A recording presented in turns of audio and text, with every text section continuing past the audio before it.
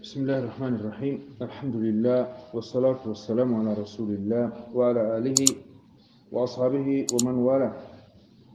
عندنا بحديث النبي صلى الله عليه وسلم دفتر رياض الصالحين.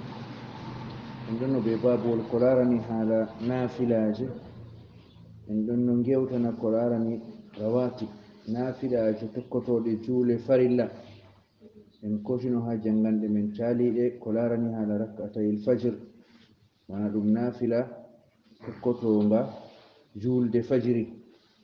E jotta bo en ɗon koca babu sunnati dhuhur, babul sunna zura, en kanjuman wiyete nafilaje tokkotoɗe julde zura walla kawtanɗe ɓe julde zura. عن ابن عمر رضي الله عنهما قال صليت مع رسول الله صلى الله عليه وسلم ركعتين قبل الظهر وركعتين بعدها متفق عليه. كجب عبد الله بن عمر التي يردم ويمي جولد بالنبي صلى الله عليه وسلم درددي كوارت جول غزورة درددي بو باو زورة درددي باو زورة من بني كدي حديث من فايدي Abdullah ibn Umar kanko man o famni o juldi be annabijo banni en kam hadis man famnan ase nafilaje tokkotoɗe zura man ɗo hani ɗe gona darɗe ɗiɗi ko arti julgo zura e non darɗe ɗiɗi bo ɓawo to goɗɗo o juli zura nden man kam latto limgal man ɗum darɗe nayyi. muttafaqun alayh. وعن عائشة رضي الله عنها أن النبي صلى الله عليه وسلم كان لا يدع أربعا قبل الظهر رواه البخاري. كجبها عائشة اللي يردم ويا النبي صلى الله عليه وسلم أولاتك أتشتا دردني كأرتي جول جزورة رواه البخاري. من الحديث والنقول وبنقول فامنا النبي عليه الصلاة والسلام ودود دومي دو جول كدردني كأرتي زورة من فامنا ase nder nafilaje gondande be julde zura man ɗo hebgo jula darɗe nayi ko arti julgo zura en kanjum man ɗum sunna e hani bo julɗo duumo dow majum ngam yakago annabijo sallallahu alayhi wa sallam. Nden hani goɗɗo o warlawa julurde heɓa o jula ɗe malla bo o jula ɗe igga ha sare o fuɗɗa wargo julurde. من ورها عائشة من قالت كان النبي صلى الله عليه وسلم يصلي في بيتي قبل الظهر أربعا ثم يخرج فيصلي بالناس ثم يدخل فيصلي ركعتين وكان يصلي بالناس المغرب ثم يدخل فيصلي ركعتين ويصلي بالناس العشاء ويدخل فيصلي ركعتين رواه مسلم. وجبها عائشة من ألا يردمو والنبي صلى الله عليه وسلم أولاتك oɗo jula her suudu am ko arti zura darɗe nayi ko arti zura annabijo oɗon nafa darɗe nayi. Aisha wi ha suudu mum ha sare bana laati nafilaji annabijo sallallahu alaihi wasallam ɓurnan fu ha sare. ɓawo man bo o wurto kadi o jula be yimɓe julde zura man. ɓawo man tumma yadkhul ɓawo man o nasta sare kadi bo fa yusalli rak'atayn her sare man o jula darɗe ɗiɗi kadi bo.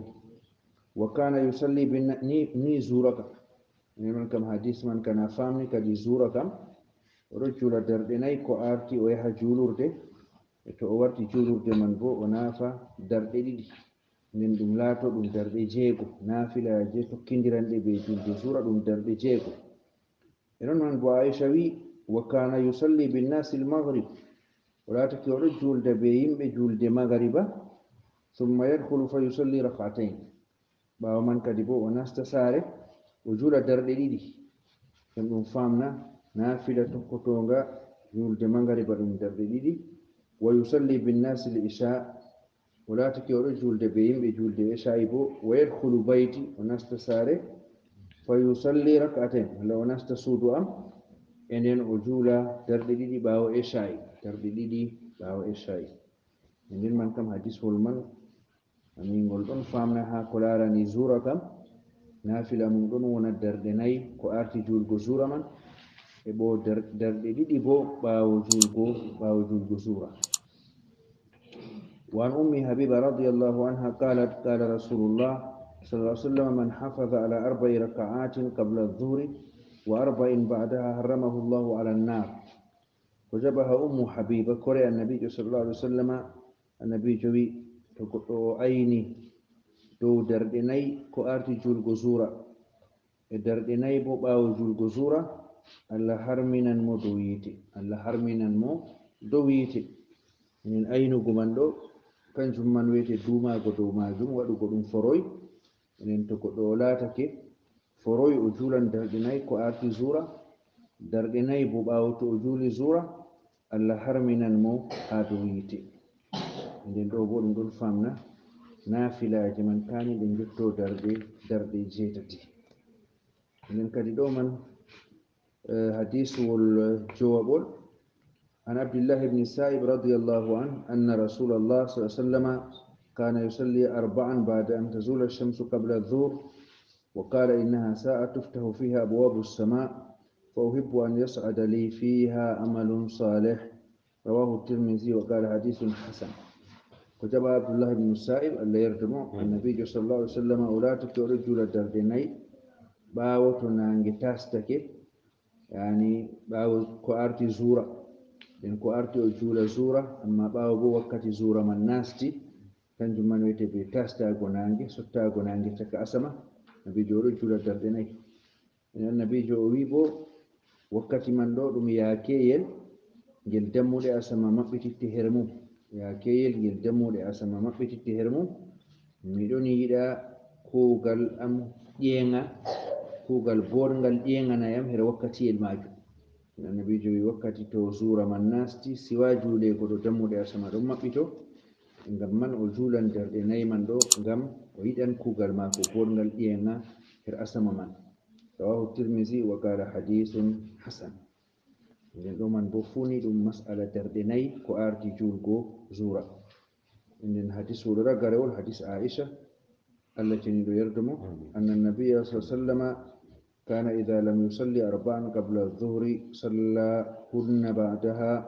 Rawahu Tirmizi wa qala hadithun hasan.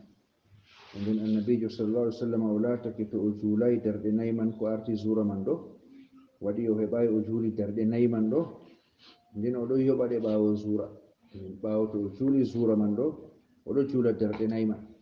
Nden kam to o wartoy saare man ɗo o juula darɗe 2 tokkotoɗe zura man ɓaawo man bo o ɓesta darɗe nayi lattiɗe ɗe o juulayno ɗum ko arti zura kadi. Rawahu Tirmizi wa qala hadithun hasan. Nden man kam ɗo wiyete mobgal hadis ciɗi jawmu deftere o jolni haa ko laarani naafilaje gondanɗe be julde zura. Nden kam pamarum man ma ko ɗo jula darɗe 2 ko arti zura darɗe 2 bo ɓaawo zura ɗo man wiyete pamarum ko naafete man ɗo. ɗuɗɗum man bo darɗe 4 ko arti zura darɗe 4 bo ɓaawo zura. Nden latti ɗum caka cakajum man kanjum man wiyete ɓuran ɗum ɗuuɗugo haa ko wari gal annabijo sallallahu alaihi wasallama ɗo bo o juula darɗe 4 ko arti zura darɗe 2 bo ɓaawo zura darɗe 4 ko arti zura darɗe 2 ɓaawo zura ɗum wona darɗe 6. Nden ɗum naafila kadi nden feecamre ɗon her maajum. Nden foti goɗɗo o jogo gootum foti goɗɗo bo o jilla ɗum o laato o huudi be hadisji man fu. Foti o jogo foroy o juulan darɗe 2 ko arti zura darɗe 2 ɓaawo zura malla bo darɗe 4 ko arti zura darɗe 2 ɓaawo zura malla darɗe 4 ko arti zura darɗe 4 ɓaawo zura o jogo ɗum e foti bo o huutinira o jilla ɗum wakkati goɗnga o juula darɗe 2 ko arti zura darɗe 2 ɓaawo zura wakkatiji goɗɗi bo o juula darɗe 4 ko arti zura darɗe 2 ɓaawo zura wakkatiji goɗɗi bo o juula darɗe 4 ko arti zura darɗe 4 ɓaawo zura. Be man o laata o huudi be hadisji garɗi haa baabuwol man fuu. E noon nder ko hadisji man ɗi fayidata bo to goɗɗo wonɗo o heɓayi juulgo ko arti zura man ɗo naafila man ɗo to heɓayi juulgo ko arti zura man ɗo to o juuli zura man foti o lorna ko o juulayno ɗum ko arti zura man o juulanno darɗe 4 ko arti zura amma o heɓai o juuli darɗe 4 man ko arti zura, ɓawo to o juuli man ɗo foti o lorna ɗe, amma ɓe mbi o fuɗɗira be nafilaje tokkotoɗe zura man gonanɗe ɓawo man tawon, ngam o arta o nafa darɗe 2 ɗe kam tokkotoɗe julde, nden o lorna nafila darɗe 4 artannoɗe julde zura man bo kadi, nden to o yoɓan man ɗo yoɓugo man latto be lawol ɗo bana hadisol ngol Abu Dawud waddi ɗum kadi. nden ɗo man wiyete ko jawmu deftira waddani en ha ko larani nafilaje gondanɗe be julde zura, nden man hani julɗo waɗa ɗum ha nder nafilaje mako kadi, waɗa ɗum ha nder nafilaje mako, nden ɗum wodi darja towka bana ko nanɗen ha hadisji goɗɗi ma dogago dow darɗe 4 ko arti zura, darɗe 4 ɓawo zura man ɗum harminan ɓandu gaɗanɗo bannon ha dow yite, nden ɗum ko julɗo haɓanta masin. nden ha hadisji goɗɗi bo darɗe 4 ɓawo ko arti zura man annabijo o latake oɗo juula ɗe o wi ngam wakkati man dammuɗe asama ɗon maɓɓite, oɗon yelo kugal mako bongal ƴi'enga her wakkatiyel majum. nden kadi funi hani julɗo o laata o wodi geɗal ha nafilaje tokkotiranɗe be julde zura man, bo ngal o dogoto ha dow mum ɗe o waɗata ɗum foroy ha ɗum warta ɗum bowa ɗum ha mako. to wallahu ta'ala alam, wa sallallahu wa sallam wa baraka ala nabiyyi Muhammad wa ala alihi wa ashabihi ajma'in.